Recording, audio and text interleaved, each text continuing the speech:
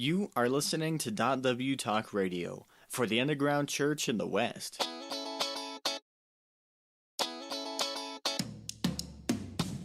The emphasis is not on creativity, it's on faithfulness. Man, we put the non in nonprofit. I'll tell you what. People say, I can't memorize anything. You're either doing it on your own strength or you're doing it in ways that don't draw upon what the church has commanded throughout history. You know, there's still you and me every week doing this podcast.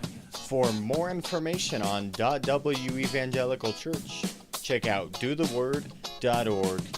But now, Pastor Tim Dilmuth poses your questions about .W Church and the Whole Life Offering Discipleship Training Model, and Pastor Eric Foley answers them. This month, Pastor Foley is talking about presentation. Pastor Foley. I know, yeah. This is our first week on video. Yeah. So I'm a little confused. Do we look at the camera? Do I look at you? Well, It's awkward. This is a. I have no choice but to confess something. I just got back from Korea, and Mrs. Foley always jokes with me because, as producer Trevor over here would know, I always shave every day of my life. Even on Saturday mornings, I shave. And so Mrs. Foley says, you know, you can skip a day, like if you're not going in the office or whatever. And so this morning, because I just got back from Korea and hard to get up and stuff like that, I thought, oh, I should shave. Oh, no, we're doing a podcast. But I forgot that we were videotaping it. Why didn't you really tell you at the time? For the first time in history that I have been on video, I have not shaved. I mean, you can't even, this is a look you can't even see in me on Saturday morning. And then this shirt, I only wear the shirt for very special occasions, like when I need to do my laundry. So, I mean, I am really well set for today, for the podcast. You're looking a little rough. Yeah, so I'm going to take this approach here of shielding my face from that. Okay, no, I'm proud of the fact that I look like I'm from Colorado, and this is where we are recording today. You look so good. Yeah. Can you please wear that same outfit for the next 4 weeks? That's good. I'll do it. I'll do Okay. it. And I won't shave also for the next 4 weeks. Good. Yeah. I'm ready for you though for this. Well, I had assigned you some homework last week. Yes, you did. But I'm gonna skip that till next week. Okay. Just because, and you know, we're hoping I forget by the time the second podcast. No, yeah. we're having some fun, but I actually want to get really serious really quickly. Okay. And that's not a joke, because I'm referencing your blog post that was published on Monday. Yeah. And the title of the post was A Letter to Western Christians Upon the Death of a North Korean Brother You Never Knew.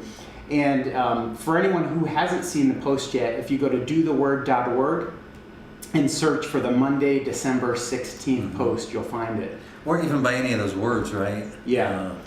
Western Christian. Yeah, Western Christian, a death, North Korean brother, that kind of thing. Yeah, right. But it was an amazing post, I thought. So amazing and important that I wanted to bring it up today and talk a little bit about it. But I guess the obvious question to start off would be, who is Brother Park? This is one of my favorite stories as a testimony, because it is actually written by a North Korean brother, about a North Korean brother. And I prefer that. In other words, we love to tell the stories of North Koreans too. I mean, I had the opportunity to write the These Are the Generations book. But there again, the idea was really to allow Mr. and Mrs. Bay to speak in their own voice. And so this story about Brother Park was actually written by a person who was in prison with Brother Park, who then came to South Korea and shared with us about that story. So the name has changed. His name wasn't Brother Park. Some of the details, we always have to leave out things like the actual location of the prison and so forth, because in North Korea, anything that's related to one generation has an impact on all three generations. And that would be true in this case, not only of Brother Park, but of course the brother who wrote the story as well. But as we learn in the story, Brother Park was, I think, a great example of a North Korean Christian. I think sometimes we make them out to be superheroes. And I think when you read the story, you get a better sense of what being a North Korean Christian is like, and how they process through things like the very intense interrogation and the physical trauma that they experience in prison. So Brother Park is an actual North Korean Christian. He's passed away now, of course, he was martyred for his faith, but he was an encouragement to others in prison. And I think that we've mentioned this a lot, not so much on this broadcast, but when we speak at the VOM regional conferences. We talk about how in North Korea, that when Christians are sent to either a prison or to a labor camp or a concentration camp, that they're often moved to their own section so that they can't evangelize other prisoners. Because as we learned from the story, and these are the generations, the North Korean Christians really see these locations as spots for mission. And that's certainly what it was for Mr. Park. But he doesn't come across the story, I hope anyway, as being the superhero, because what the North Korean brother who wrote the story, we told him, just tell it like you experienced it. And so what they talk about is, how Brother Park would deal with these terrible smells by remembering the smells that he experienced from his family cooking. He had a lot of interesting memories because his was an unusual story because his family was originally from South Korea and then was taken north. And so he had family contact with a Western missionary around the time of the division of the Koreas. So it's a really fascinating kind of slice of life about an ordinary North Korean Christian who, through some, what we would call aggressive evangelism, some other people, again, I think, get the idea that aggressive evangelism would look like standing in Kim Il-sung Square with a megaphone and proclaiming the gospel. But really in North Korea, aggressive evangelism is being willing to share the gospel with long-term co-workers and family members. And he actually had a much more extensive record of evangelism than most North Koreans we've run across, which again, it explains what happened to him and why it happened to him. Now, I was curious, can you talk about why Brother Park was martyred for his faith and the author of the letter wasn't? Yeah, the author of the letter wasn't a Christian. And so he actually came to know about Christ through Brother Park in the time in prison. And actually, I think experienced, I don't want to put words in his mouth, but I think when he told me the story, he told it with a kind of I don't know if I would say sadness, but I would say there's certainly a wistfulness. And I think that comes across if you read the story, which we translated from Korean. There's some editing to be able to add some explanatory notes and things like that in there and to remove identifying factors. But essentially what you're getting is his communication of that. And so he wrote the letter at our request to Western believers, and he talked about saying, well, you may not have known him, but he was your brother. And so he employs the language, kind of body of Christ or family of Christ language. And that it's almost this wistfulness or sadness of that this man has passed away and very few people will be aware of it. And I get a lot of different emotions when reading the story. In one sense, it's almost a happy story when he's recounting his memories. Yeah, right. Of course, the Brother Park made his stay in prison much more meaningful, comfortable. I mean, not physically comfortable, but as I think he found through Brother Park, he found like meaning in the experiences of physical torture that they experienced and deprivation. Why did this North Korean write this letter to American Christians? What happened was oftentimes when we talk to North Koreans, either because they come to one of our training schools like Underground University, Underground Technology, or we meet them at another event or a church congregation, or we've been doing this work now for Mrs. Foley's doctorate, my doctorate. As we interview North Korean defectors, we'll ask them things. Were you a Christian in North Korea? When did you become a Christian? How did you become a Christian? And so as they tell us these stories, and a lot of times it takes time building up relationship before they'll share things like this with you. Because unfortunately many organizations have a practice of being a bit more exploitative, I guess. We do not produce stories. We don't air stories if there is a possibility.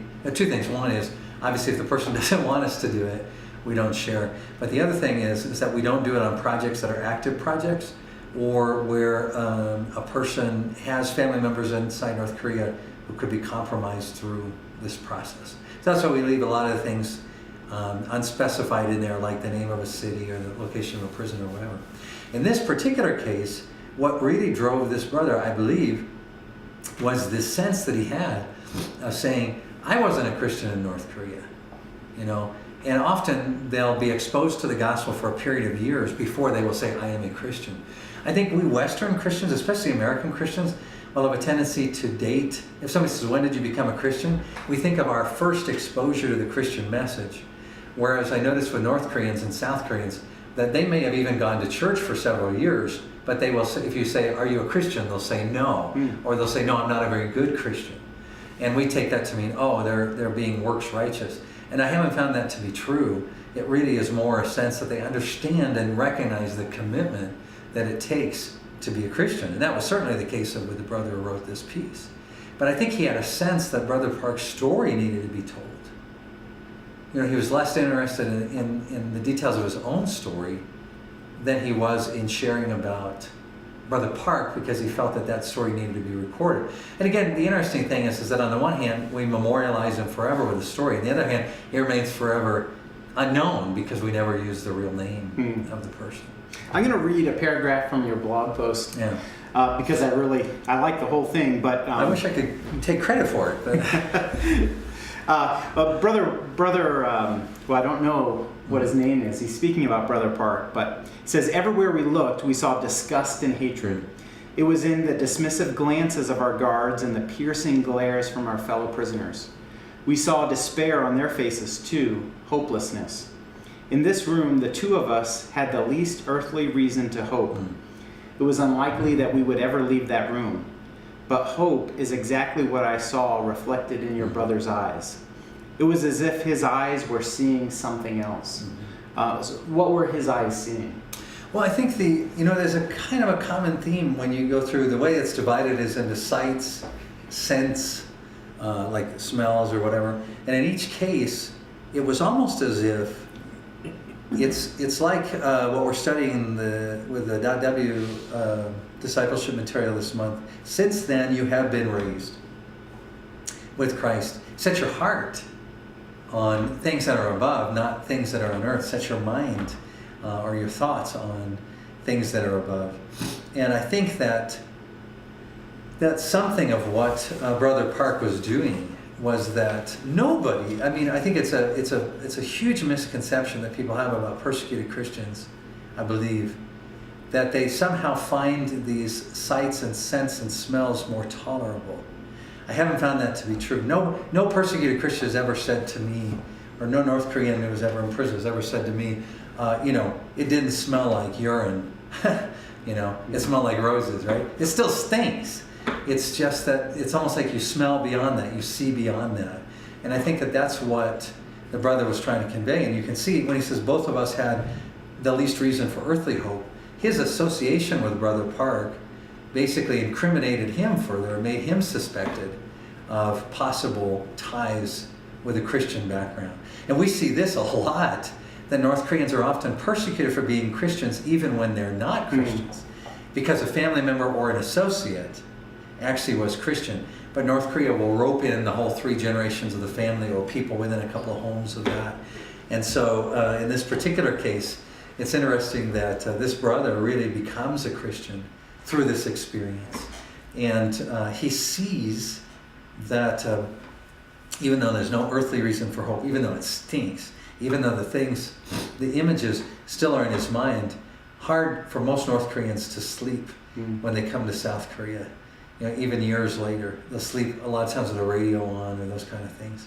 So the images are embedded in their mind, but it's helping them to see beyond or see through those images. And I think that I really like the way that he captured that with what he talked about Brother Park. At the end of the blog post, I think they're your words, where you call us to remember those who are in prisons. You're quoting Hebrews. But my question to you is, there's obviously that's actually from him. Oh, that's from him. Okay. Yeah. Well, there's a lot of Christians in Western countries that don't remember at all. But then there's a lot of Christians that do remember, but they remember in ways maybe more associated with pity. Sure. But as terrible as the conditions are described in this blog, I don't get a sense or feeling of pity whatsoever No, as in I read fact, this. quite to the contrary. You know, I was one of the folks that we've written about in some different settings, and in fact, hopefully, we're going to see a story written up this next year, and Voice of the Martyrs in the U.S. is going to produce that in a book. But this brother was a young man in North Korea. His mother was ultimately executed for being a Christian. And as he talks about his experience, he actually almost, I'm trying to think of the right word for it, Pastor Tim, it's like it's almost a nostalgia for his Christian experience in North Korea. He really has a very difficult time with South Korean church life, and even about how to process being a Christian in a country like South Korea. So that's what I find is that most people don't say, wow, that was a terrible experience, I'm glad it's over. They're glad to be out of prison, but in terms of how that impacted their faith background, and I think you can see that in what the brother wrote, that there's nothing here where he's saying, you know, this is not a grisly story of his own personal torture and being run over by a steamroller and singing "Nearer My God to Thee" as this happens. It's him coping with prison life through what the disciplines he learned as a Christian throughout his life. And that this brother who's writing about Brother Park now uses those same things in South Korea to sustain him. And I think that's what's the most common experience for North Korean defector Christians. Even ones who became Christian, for example, while they were in prison or in China along the way to South Korea, is they really struggle to try to make sense of how Western Christians and South Korean Christians survive, because we don't seem to have a faith that is ultimately rooted in the word that I'm thinking about with the young man that we've been interviewing. He uses the word desperation. He misses a Christian faith based on desperation. And so I really like this blog post. Hope everybody will read it, because again, I think it's the kind of stories we should be writing about persecuted believers, and nobody actually knows how to write these stories better than other believers who have experienced persecution or watched those believers experience persecution. It's not, you know, the fancy word for us, hagiography, which is when we write biographies of saints, and sometimes those can be so, we lionize them so much and make them into superheroes. And I like this is a much more straightforward experience of an ordinary Christian who did some pretty extraordinary evangelism in North Korea, but nevertheless, we have a record of the last days of his life and how much they profoundly impacted this brother. Yeah, so look that up on dotheword.org. That was posted on. Oh, you don't have to. You posted it. Yeah. But it's called "A Letter to Western Christians Upon the Death of a North Korean Brother You Never Knew." Normally we would end the podcast right here, but we've had a busy week. We also released a special video on Tuesday. Yes. North Koreans doing an exciting drama called Jesus Birth. I'm going to look at the camera to talk about this. It is so great. You really need to be able to go to, what do you need to give the YouTube address or from our website? Yeah, basically just go to our homepage, soulusa.org. We'll put that on the banner on the front page. So if you go there, you'll see the banner. Click on that. You can watch the video. So what we did is, drama is big in North Korea. The North Korean state uses drama to reinforce the cult of the Kim family. And so North Koreans are steeped in drama. They've seen it since their birth, literally. And so we asked the UU students, we pulled them together with our coaches and instructors, and we looked at the Christmas story and we said, now, if you were going to do this in North Korean drama, how would you do it? And so that's exactly what they did, and it is so great.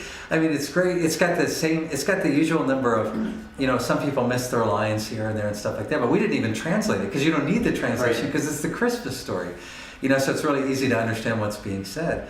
But sometimes you'll even see folks forget their lines or miss out on this or that. But you'll see how North Korean drama works, and to our knowledge, it's the only North Korean Christian dramatization of the Christmas story.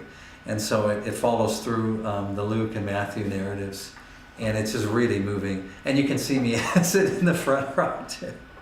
And I didn't realize that's going to be recorded there either. I think I just need to really change my repertoire of, expecting to be recorded all the time from now on. But it's interesting though, because everyone here in the U.S. has seen the Christmas story, some dramatization of that. But this, it's almost hypnotic. I've watched it 4 times already. It's really great. Yeah, it's what you would expect the closest thing people will think about is like a Soviet style drama. You know, everything is over the top, right? In terms of the speaking of the people, the gestures of the people, And but that's North Korean culture. Is that kind of very much that extreme and the expression of the face, and even when the woman who plays Mary, when she's sewing, she pokes herself with a needle because it's this great North Korean. You know, we should get a North Korean drama analyst to analyze it, but it's that prefiguration of the pain that she'll experience in the death of her son. This is really well done. You know, there's that kind of stuff in there. We don't write any of that on the blog. You just have to kind of look at it, figure it for yourself. But anybody can watch it. You know, a 6-7-year-old would find it fun. So, Merry Christmas, Pastor Foley. Merry Christmas. I'm hoping you'll buy me a razor, you know, or if there's one maybe at your desk that we can use before we record the next podcast. So no, Merry Christmas to you too. Do we look at the camera? Yes, that's right. Merry Christmas to all. And everyone who hears these words of mine and does not do them will be like the foolish man who built his house on the sand. The rain fell, the floods came, and the winds blew and beat against that house, and it fell, and great was the fall of it. You've been listening to .w Talk Radio, where we reflect together on how to hear and how to do the Word of God. If you'd like to submit your question to Pastor Tim and Pastor Foley, you can go ahead and email us. Submit your question to feedback@dotheword.org. For more information on .w Church, visit dotheword.org. Thanks for tuning in, and we'll look forward to joining you again next week.